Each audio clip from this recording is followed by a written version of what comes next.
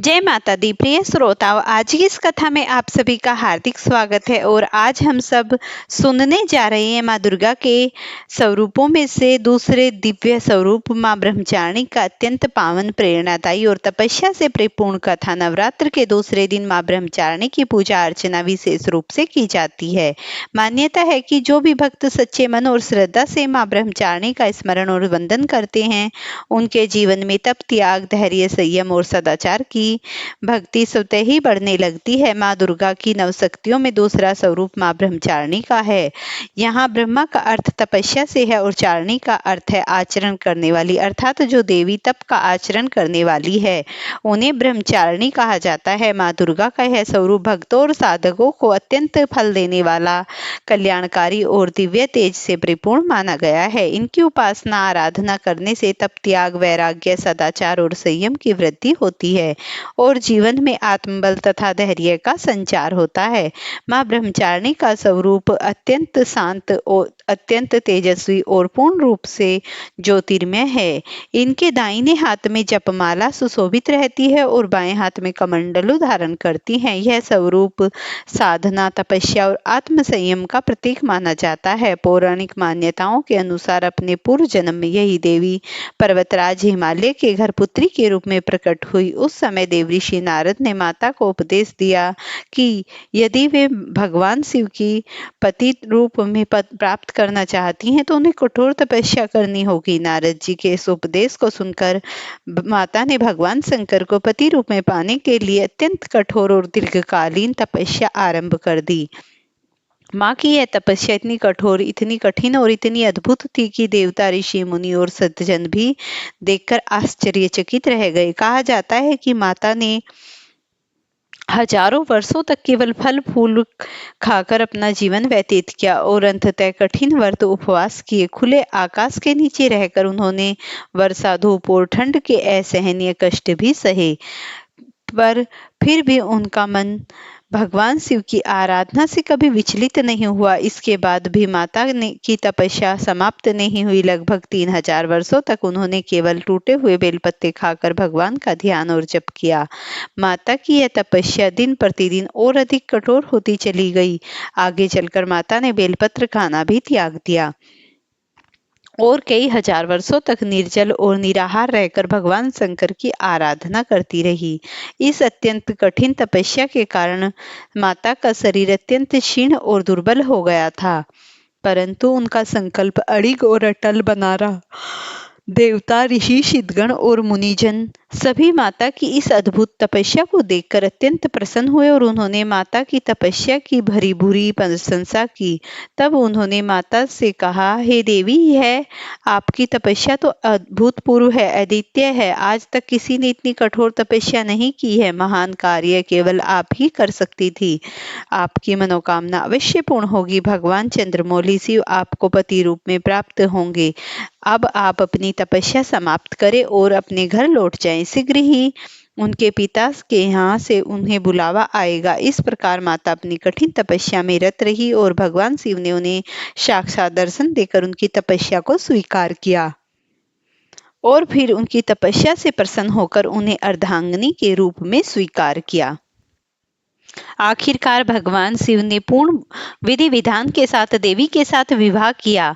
कठोर तपस्या करने के कारण ही माता तपचारिणी और ब्रह्मचारिणी कहा जाने लगा। माँ ब्रह्मचारिणी की इस पावन कथा का सार यही है कि चाहे जीवन कितना भी कठिनाइयां आए, कितने भी संघर्ष आए, हमें कभी भी अपने लक्ष्य और अपने विश्वास से विचलित नहीं होना चाहिए। धैर्य, संयम और भक्ति से किया गया प्रयास अवश्य ही सफल होता है। माँ ब्रह्मचारिणी की कृपा से भक्तों को सर्व सिद्धि, ज्ञान, धैर्य और आत्मबल की प्राप्ति होती है। नवरात्रि के दूसरे दिन माता के इसी स्वरूप की विशेष पूजा अर्चना की जाती है। इस दिन प्रातः काल स्नान ध्यान करके स्वयं को शुद्ध और पवित्र कर इसके बाद माँ ब्रह्मचारिणी की प्रतिमा या तस्वीर की स्थापना करके श्रद्धा भाव से पूजा करें। पूजा करते समय मन से शांत रहे और सच्चे मन से माता के नाम का स्मरण करते रहे।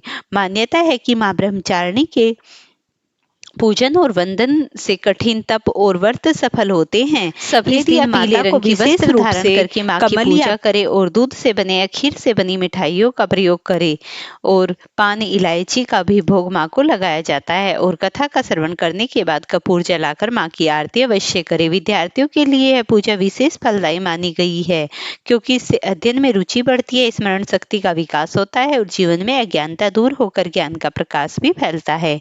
माँ ब्रह्मचारिणी की कृपा से भक्तों के जीवन में धैर्य, संयम, ज्ञान और आध्यात्मिक शक्ति का संचार होता है। ऐसी हैं हम माँ ब्रह्मचारिणी की प्रार्थना। प्रिय भक्तजनों, यह थी माँ ब्रह्मचारिणी की कथा। प्रेम से बोलिए माँ ब्रह्मचारिणी की जय। प्रिय भक्तजनों, अब आप सुनिए चैत मास का महात्म व 16वां अध्याय, जो कि लगातार हमारे चैनल पर पहले से सुनाया जा रहा है, जिसमें आपको हम देवी भगवती की कथा सुना रहे हैं। कल के आगे की आप कथा सुनिए। श्री व्यास जी कहते हैं, ताम नामक दैत्य के मूर्छित हो जाने पर महिषासुर ने कुपित होकर विशाल गदा उठाई और वह स्वयं देवताओं पर टूट पड़ा। ठहरो ठहरो, तुम लोगों को आज मैं गदा से चूर कर देता हूँ। तुम सदा से निर्बल हो, जहाँ कहीं भी इच्छा अनुसार बलि खा लेना तुम्हारा स्वाभाविक काम है। ऐसा कहकर अभिमान से चूर रहकर वह महासुर इंद्र के पास जा पहुंचा। देवराज इंद्र ऐरावत हाथी पर बैठे थे। माहूभाग महिषासुर ने उनके कंधे पर गदा से चोट पहुंचाई। देवराज भी सावधान थे, उन्होंने भी अपने भयंकर वज्र से दानव की गदा तुरंत काट डाली। फिर महिषासुर को मारने के लिए बड़ी तेजी से वे आगे बढ़े। महिषासुर भी साधारण क्रोधी नहीं था, बल्कि उसने भी चमचमाती हुई तलवार अपने हाथों में ली और महान पराक्रमिक इंद्र सामने पहुंच चुके थे। आगे बढ़कर उस दैत्य ने उस तलवार को चलाना आरंभ कर दिया। फिर तो दोनों में संपूर्ण प्राणियों में भयभीत कर देने वाला रोमांचकारी युद्ध ठन गया। तरह तरह की अशुद्धियों का प्रयोग करके वे लड़ रहे थे। उस समय सबासुर ने एक ऐसी माया का आविष्कार किया जिसमें संपूर्ण जगत को नष्ट कर देने की शक्ति थी तथा मुनि भी उनके चक्कर में पड़ जाते थे। महिषासुर ने शीघ्रता पूर्वक उसी माया का ही प्रयोग कर दिया और विचित्र माया के अभाव से वहां एक ही महिषासुर को काटकर अलंकृत कर दिया। ऐसी स्थिति में दैत्य द्वारा रची गई उस मनोकारी माया का भीषण रचनाक्रम देखकर इंद्र ने मन में भय के कारण घबराहट उत्पन्न हुई। वरुण, कुबेर, यमराज, अग्नि, सूर्य और चंद्रमा, इन सब के मन में महान त्रास छा गया। अपनी विचार शक्ति खोकर यह सभी देवता वहां से भाग चले। तब उन्होंने दूर जाकर श्री ब्रह्मा जी, विष्णु और शंकर जी का चिंतन किया। स्मरण करते ही वे देवताओं के पास आ गए। हंस, गरुड़ और बलिवत पर वे बैठे हुए थे। देवताओं की रक्षा के लिए उन्होंने हाथ में श्रेष्ठ आयुध ले रहे थे। मोक्ष मोह उत्पन्न करने वाली उस असुरी माया को देखकर भगवान विष्णु ने अपना प्रज्वलित सुदर्शन चक्र चलाया। उसी चक्र से प्रचंड तेज को माया की सारी रचना समाप्त हो गई। उस समय सृष्टि, स्थिति एवं संहार की अधिष्ठात्रा प्रधान देवता वहां उपस्थित थे। महिषासुर ने उन्हें देखकर आरुद्ध की अभिलाषा से परीग उठा लिया और बड़ी तेजी से आगे बढ़ा।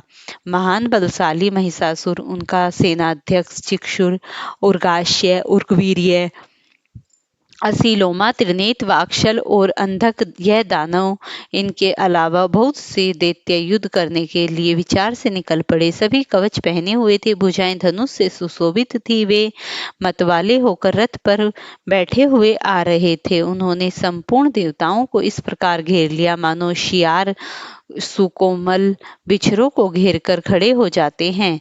इसके बाद वे समस्त दानव मतदान होकर देवताओं पर बाण बरसाने लगे। देवता भी द्वारा बाण की वर्षा होने लगी और इसके बाद भगवान विष्णु तथा शंकर जी के साथ महिषासुर, उनके पक्ष के दानवों का बड़ा भारी भीषण युद्ध हुआ और कुछ समय के बाद सर्वज्ञ भगवान विष्णु, शंकर जी तथा ब्रह्मा जी अपने अपने लोक को वापस लौट गए। महाबली इंद्र हाथ में वज्र लेकर युद्ध के मैदान में डटे हुए थे। वरुण हाथ में शक्ति लेकर इंद्र युद्ध में देवराज का साथ दे रहे थे। यमराज भी दंड लेकर युद्ध करने लगे। युद्ध के लिए अनेक मन से निश्चित विचार हो गया। नक्षत्रों ने नायक चंद्रमा और भगवान सूर्य एक साथ यहाँ पधारे। दोनों एक साथ होकर युद्ध करने लगे। दैत्यवर महिषासुर को देखकर लड़ने के लिए वे मन से पक्की धारणा बना चुके थे। इतने में ही दानवी सेना सेना सामने पहुंच गई। प्रत्येक सैनिक क्रोध से भरकर बाण बरसाने में तत्पर था और वे बाण ऐसे लग रहे थे मानो क्रूर सांप हों। सेना के बीच वह तेराज भैंसे के रूप में स्थित था।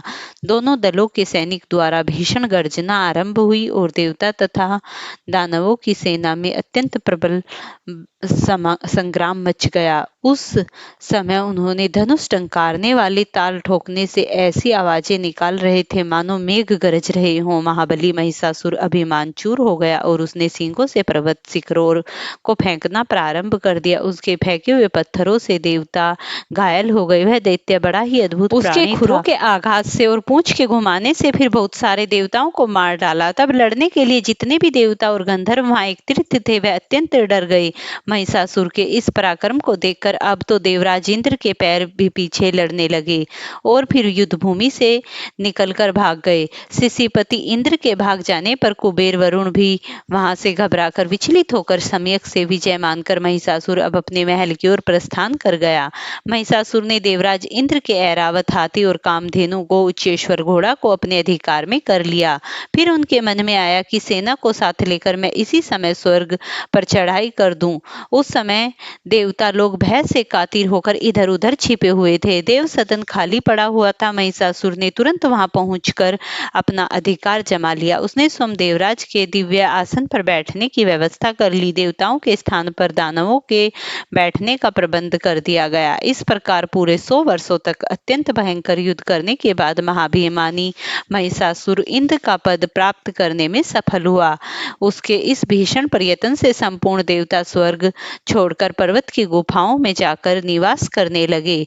इस भयंकर स्थिति से उन्हें महान दुख और कलेश भोगने पड़े। राजन, निरंतर दुख सहने से जब देवताओं का साहस टूट गया तब वे सभी एकत्रित हो ब्रह्मा जी की शरण में गए और वहां जाकर प्रजा का सारा भार चतुर्मुख ब्रह्मा जी पर ही था। उनका रूप राजसिक और उस समय कमल के आसन पर विराजमान होकर वेद का निर्माण कर रहे थे।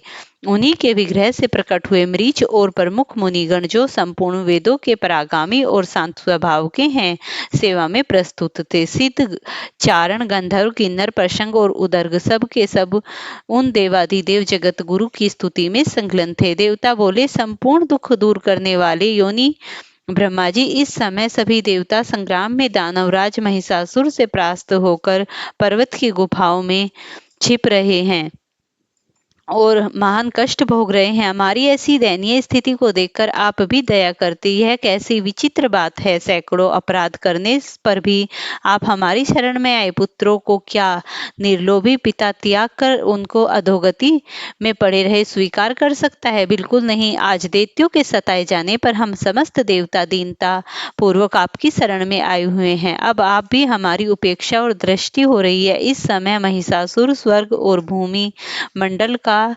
राज्य भोग रहा है। ब्राह्मणों द्वारा यज्ञों में सर्वोत्तम भाग उसी को मिलता है। देव वृक्षों का श्रेष्ठ परिजात के पुष्प उसे सेवन के लिए सुलभ थे। यहाँ तक कि नीच समुद्र की अटूट निधि कामधेनु को भी स्वयं लाभ उठा रही थी। देवेश, हम कहाँ तक वर्णन करें?